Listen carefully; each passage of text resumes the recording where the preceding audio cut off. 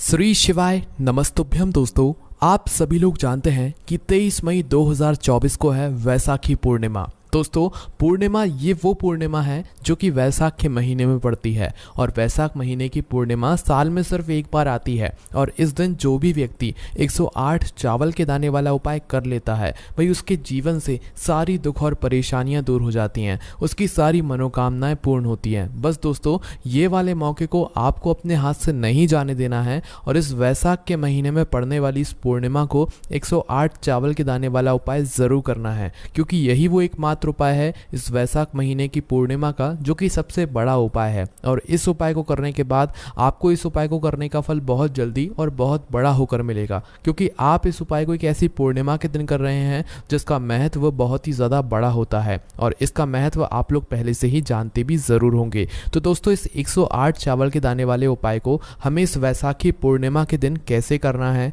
किसको करना है, किस समय करना है और कहाँ पर करना है, ये सारे सवालों के जवाब आपको इस वीडियो में मिल जाएंगे। और जो ये वीडियो देखेगा भाई उसको 108 चावल के दाने वाला उपाय ज़रूर करना चाहिए, क्योंकि इस दिन एक चावल के दाने का भी बहुत ही बड़ा और विशेष महत्व होता है। और जब बात आ जाए 108 चावल के दाने की तो ये सोने पे सुहागा वाली बात हो जाती है और ये एक बहुत ही बड़ा उपाय हो जाता है इस वैसाख महीने की पूर्णिमा का। तो अब दोस्तों, इस 108 चावल के दाने वाले उपाय को आखिर करना किसको है, सबसे पहले हम लोग वो बात जान लेते हैं। तो देखो, घर की जो बड़ी माताएं बहनें होती हैं उन माताओं बहनों में से कोई भी एक बड़ी माता बहन इस वाले उपाय को कर सकती है।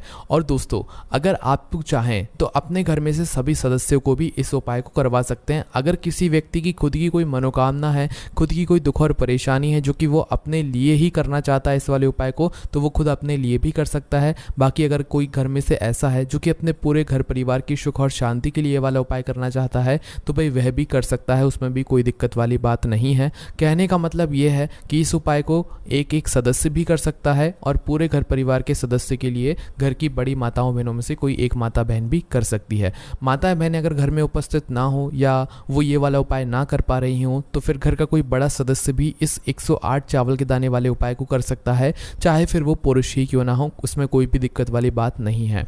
अब दोस्तों, इस 108 चावल के दाने वाले उपाय को हमें करना कहाँ पर है, हमें इसे शिव जी के मंदिर में जाकर करना है। बहुत सारे लोग प्रश्न करते हैं हर उपाय को करते समय, क्या हम इस उपाय को घर पर कर सकते हैं? तो इस वाले उपाय को आप घर पर नहीं कर सकते हो। इस वाले उपाय को करने के लिए आपको शिव जी के मंदिर ही जाना पड़ेगा।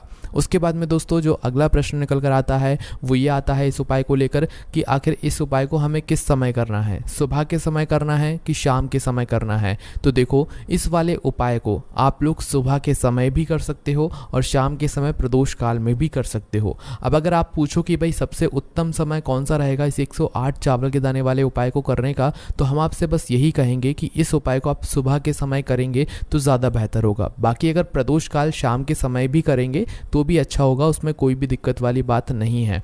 तो अब दोस्तों, जो अगली सबसे बड़ी और महत्वपूर्ण बात आती है वो ये आती है कि सुबह अगर हम उपाय को करेंगे तो हमें कितने बजे से लेकर कितने बजे तक के बीच में करना है, और शाम के समय प्रदोष काल में करेंगे तो हमें कितने बजे से लेकर कितने बजे के बीच में करना है। तो देखो, सुबह जितना जल्दी हो सके आप उपाय को करने की कोशिश करना। बाकी अगर किसी कारणवश लेट भी हो जाओ, थोड़ी देरी भी हो जाए तो 10, 11, 12 बजे तक भी आप उपाय कर लेना, पर 12 बजे से ज़्यादा देरी ना हो, ठीक है? इस बात का ध्यान रखना। उसके बाद में दोस्तों, अगर शाम के समय प्रदोष काल की बात करें तो प्रदोष काल का जो समय होता है वो शाम के 6 बजे से शुरू हो जाता है। मतलब शाम के 6 बजे से लेकर 7 बजे के बीच का जो समय होता है ये समय प्रदोष काल का समय होता है। पर अभी जो मौसम चल रहा है इस मौसम में जो है शाम बहुत देरी से होती है, तो आप इस उपाय को 8 या 8:30 बजे के बीच में भी कभी कर सकते। मतलब शाम के 6 से रात 8 बजे के बीच में आप कभी भी इस वाले उपाय को कर सकते हो, उसमें कोई भी दिक्कत वाली बात नहीं है। अब दोस्तों, यहाँ पर इस उपाय को लेकर एक और सबसे बड़ी बात ये निकल कर आती है कि इस 108 चावल के दानों को हमें लेना कहाँ से होता है और हमें इस उपाय को करने के साथ में क्या और कुछ भी सामग्री ऐसी होती है जो शिव जी के मंदिर लेकर जानी पड़ती है? तो देखो, यहाँ पर हम आपको बता दें कि सबसे पहले आप लोग ये जान लो कि ये जो 108 चावल के दाने वाला उपाय है, सिर्फ और सिर्फ आप उपाय की सामग्री लेकर कभी भी शिव जी के मंदिर मत जाना, क्योंकि हमें भगवान के सामने ये नहीं दर्शाना है कि अगर हम भगवान शिव जी के मंदिर आए हैं तो अपने फ़ायदे के लिए आए हैं। तो इसीलिए जो भी पूजन सामग्री है, उपाय सामग्री है 108 चावल के दाने, इसके साथ में आपको पूजन सामग्री भी ज़रूर लेकर जाना है। देखो, अगर सुबह के समय उपाय कर रहे हो तो सीधी सी बात है, 1 लोटा जल तो आप लेकर जाओगे ही जाओगे। वही 1 लोटा जल अगर मिट्टी का जल हो तो बहुत अच्छा रहेगा। मिट्टी का जल कैसे बनाया जाता है, इसके लिए हमने पहले से बहुत सारी वीडियोज़ बना दी हैं। आपके पास उस दिन एक आखिरी मौका रहेगा मिट्टी का जल शिव जी पर चढ़ाने का और उपाय को करने का। बहुत बड़ा आपको इस दिन फल मिलेगा, तो इसलिए इस दिन हो सके तो भाई मिट्टी का जल चढ़ाना। तो अपने साथ में कम से कम 1 लोटा जल तो आपको लेकर जाना ही जाना है। इसके अलावा जो भी पूजन सामग्री है, देखो 108 चावल के दाने ये अलग आपके रहेंगे और जो आपकी पूजन सामग्री रहेगी वो अलग रहेगी। पूजन सामग्री में आप जो भी चीज़ लेकर जाना चाहें वो लेकर जा सकते हैं, उसमें कोई भी दिक्कत वाली बात नहीं है। वहीं अगर हम बात करें शाम के समय की, तो शाम के समय शिव जी पर जल नहीं चढ़ता है, इसीलिए शाम के समय आप लोग एक दीपक तैयार कर लें जो कि गोल बत्ती का, आटे का, शुद्ध देसी गाय के घी का होगा, है ना। इस बात का आप लोगों को ध्यान रखना है। और इस दीपक को आपको घर से जलाकर नहीं लेकर जाना है, भगवान शिव जी के मंदिर में जाकर ही जलाना है। इस बात का भी आप लोगों को ध्यान रखना है। अब दोस्तों, यहाँ पर हमें इस बात को समझना है कि यह 108 चावल के दाने हमें लेना कहाँ से है। क्या हमें दुकान से लेकर आना है या हमें अपने घर से लेना है या कहाँ से लेकर आना है और कौन से चावल लेना है, क्योंकि चावल भी बहुत प्रकार के होते हैं। तो देखो, इन सभी सवालों के जवाब आप लोग एक बात में सुन लो कि भाई ये जो उपाय है, इस उपाय में आपको ये नहीं देखना है कि भाई कौन से चावल हैं कौन से चावल नहीं हैं। बस जो भी चावल ले रहे हो वो चावल का दाना सैगा होना चाहिए, मतलब साबुत होना चाहिए, टूटा हुआ नहीं होना चाहिए, कटा पिटा नहीं होना चाहिए। ये बात आपको ध्यान रखना है। बाकी आपका चावल बासमती हो या सादा चावल हो या कोई सा भी चावल हो, उसमें कोई भी दिक्कत वाली बात नहीं है। तो सीधी सी बात है कि आपके घर के रसोई घर में जहाँ पर आप भोजन बनाते हो, वहाँ पर जो भी चावल आपके उपस्थित हो, उन चावलों में से अपनी एक कटोरी भर लेना या एक मुट्ठी चावल अलग से निकाल कर रख लेना, क्योंकि हम 108 चावल ही यहाँ पर इस उपाय में लेने वाले हैं। तो हमें ये चावल के दाने गिन कर निकालने पड़ेंगे, है ना। इस बात का आप लोगों को ध्यान रखना है। तो अपने उस चावल की कटोरी में से या चावल में से 108 ऐसे चावल के दाने आप लोग निकाल लो जो कि टूटे हुए ना हो, कटे पिटे ना हो, जिनमें कोई दाग ना लगा हुआ हो, है ना। अच्छे साबुत चावल के दाने 108 दाने आप लोग निकाल कर रख लो और इन्हें किसी भी एक कागज़ की पुड़िया में या किसी एक छोटी सी कटोरी में आप लोग रख लो, ताकि यह सुरक्षित रहें, आपके एक भी चावल का दाना इधर उधर ना हो और आपका उपाय भी पूरा अच्छे से हो जाए, है ना। तो भाई जैसे आपका उपाय की जो सामग्री है 108 चावल के दाने ये तैयार हो जाते हैं, उसके बाद में आपको जो भी अपनी पूजन सामग्री है, सुबह के समय कर रहे हो तो 1 लोटा जल या पूजन सामग्री जो लेकर जाना चाहो उसकी भी तैयारी कर लेना, और शाम के समय जा रहे हो तो भाई अपना जो दीपक है उसे तैयार कर लेना, ठीक है। और उपाय को करते समय शुद्धता का विशेष रूप से ध्यान रखना, ठीक है। सुबह सुबह स्नान करने के बाद ही उपाय को करने की आप लोग तैयारी करना।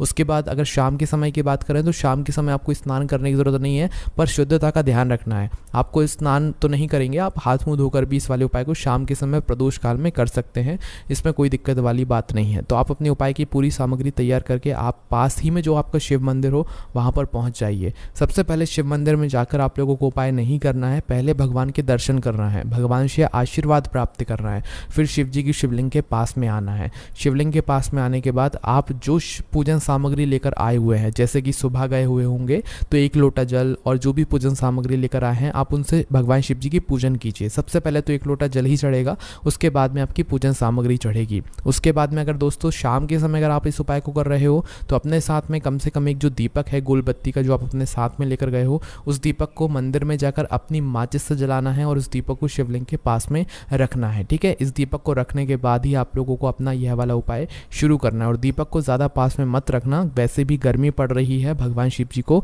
आँच नहीं लगनी चाहिए, है ना। तो भाई जैसे ही आपकी पूजन अर्चना हो जाती है, आप भगवान शिव जी को प्रसन्न कर लेते हैं, उसके बाद में शिवलिंग के पास ही में आप कहीं पर बैठ जाइए, सामने या आसपास जिस जगह पर आपको बैठना हो वहाँ पर बैठ जाइए और अपने वह 108 चावल के दाने अपने सामने निकाल कर रख लीजिए, क्योंकि अब यहाँ पर उपाय को यहाँ पर करने की आपको तैयारी करना है। और इस तरीके से जब आप उपाय करेंगे पूजन सामग्री करने के बाद, पूजन अर्चना करने के बाद, तो आपको उपाय का फल बहुत जल्दी और बहुत बड़ा होकर मिलेगा। तो अपने 108 चावल के दाने अपने सामने निकाल कर रख लेना।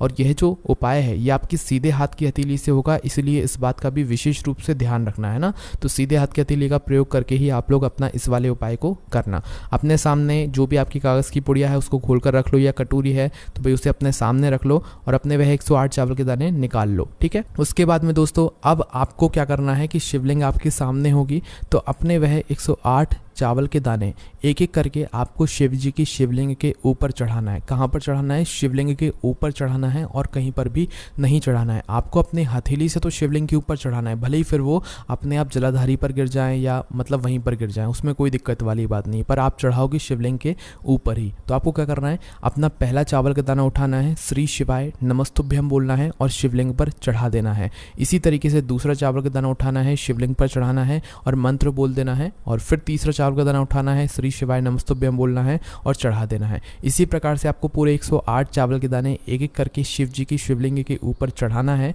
और भगवान से प्रार्थना करते जाना है। मतलब प्रार्थना तो आपको आखिरी में करना है, पर हर एक चावल के दाने को चढ़ाते समय श्री शिवाय नमस्तुभ्यम जरूर बोलना है। उसके बाद ही में ये चावल का दाना शिवलिंग के ऊपर आपको चढ़ाना है।